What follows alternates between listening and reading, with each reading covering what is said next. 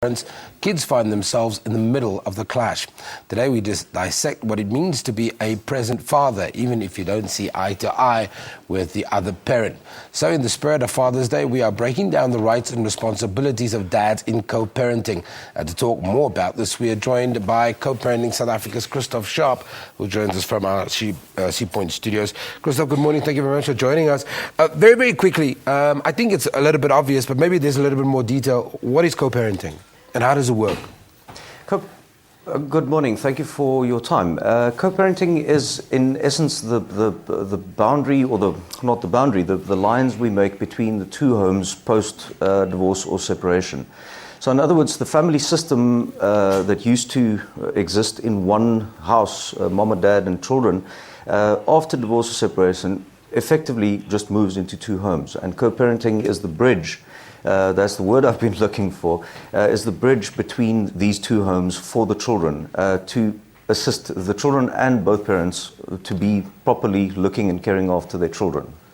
How important is maturity in co-parenting, number one? How important is mediation, whether that is a third party setting up a structure to say, this is how we will operate, these are the decisions we have to make together, because it can get down the line quite messy.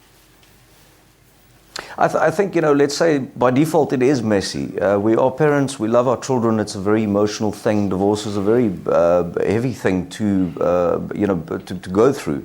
But I think with the New Children's Act, the responsibilities, the rights that were given to parents, there's so many ways to properly deal with a divorce or separation.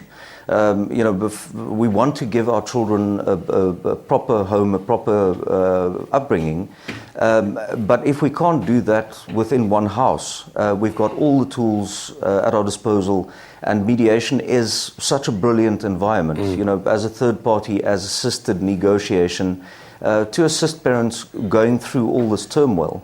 And educate rather than just say we're in an adversarial space and we're gonna fight. Let's stop fighting. The divorce is done, the separation is done. Let's start caring for our children. And mediation, parenting plans, everything is there, and it is a very productive tool to use. I imagine that mediation and those parenting plans become even more critical when parents are living in different provinces. Yes, I think for me as a mediator, we can pretty much resolve almost any problem between parents post divorce. But when one parent moves to a different province, or the children with one parent moves to a different province, it is extremely difficult to find proper solutions for children. And yes, as you say, parenting plans and the mediation in those cases are crucial. To try and just keep it, or to look after the children in the best possible way we can. Unmarried fathers, and I think the new Children's Act makes provision for what's in the best interest of the child, but you do find that a lot of fathers don't actually know their rights.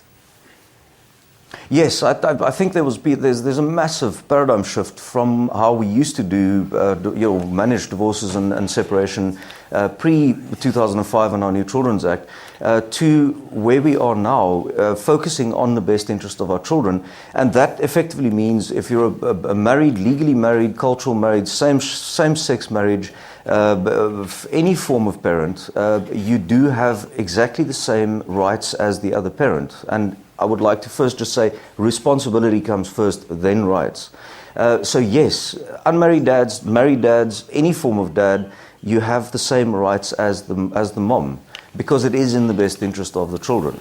Christof Sharp, unfortunately, we've run out of time. Quite an interesting conversation. That's Christof Sharp. He's a family mediator and case manager for Co-Parenting South Africa, and talking to us about the rights and responsibilities of fathers. We focus, because it's Father's Day, on the co-parenting issue. We take an ad break. Don't go anywhere.